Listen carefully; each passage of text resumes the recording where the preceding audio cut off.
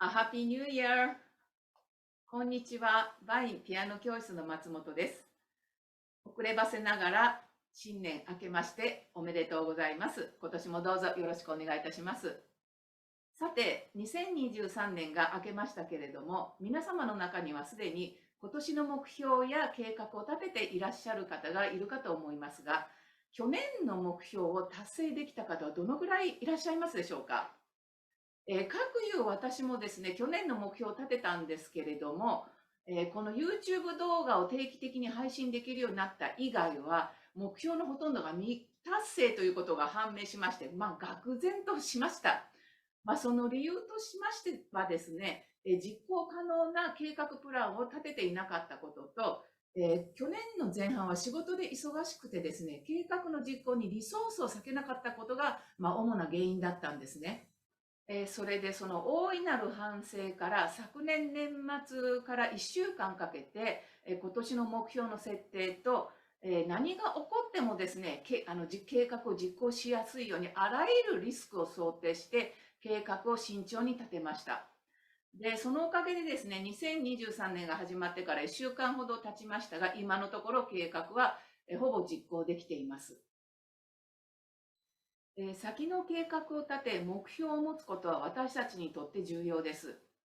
目標設定の重要性について、実はですね、旧約聖書の箴言21章5節に、こんなことが書かれています。ちょっと読ませていただきますね。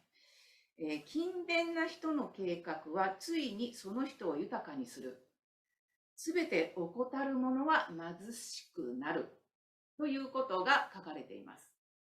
生徒さんの中にもすでに今年の抱負や目標を掲げている方がいらっしゃるかと思いますが、その中でピアノレッスンにおいて今年は何を目標にするのかを考えてみることをお勧めいたします。楽器の習い事などの芸術系のものは、はっきりした目標を立てるのが難しいんですけれども、ではそもそもなぜ、ピアノを習おうと思ったのか、もう一度初心に帰って考えてみてください。当教室では、体験レッスン時になぜピアノを習おうと思ったのか、その目的を必ず生徒さんにお伺いしておりますが、その中には憧れの曲を弾いてみたいとか、難しい曲を気持ちよく弾けるようになりたいとかですね、中には子供の頃にピアノを挫折してしまったので、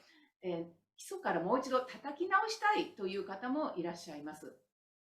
では、その目的を達成するためにどうすればいいのか、その目標をはっきりしないと、ただ、だらだらとレッスンを受けることになってしまいます。例えば、弾いてみたい憧れの曲があるのであれば、それが弾けるようになるには、今の自分に何が欠けているのか、それを克服することを目標にするのがいいかもしれませんね。また、難しい曲を気持ちよく弾けるようになりたいという方には、今与えられている曲を気持ちよく弾くことができなければ、それよりも難しい曲をですね、気持ちよく弾くことはできませんね。また、基礎力を強化したいという方には、今の自分に最も欠けている基礎テクニックは何なのかということを考えてみる必要があるかもしれません。このようにですね、ピアノを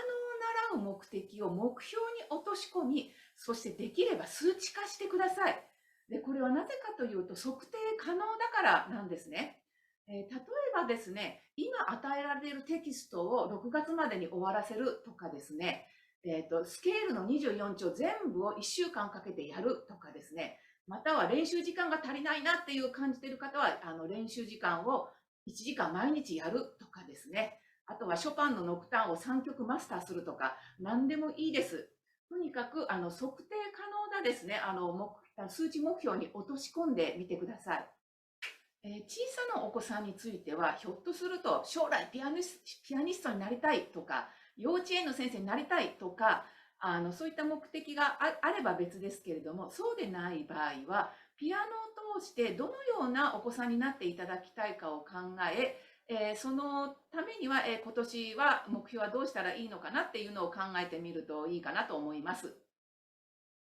いかがでしたでしょうか。この内容が役に立ったよと思ってくださった方は、いいねボタンを押していただけると大変励みになります。またよろしかったらぜひチャンネル登録の方もよろしくお願いいたします。それではまた次回まで。さようなら。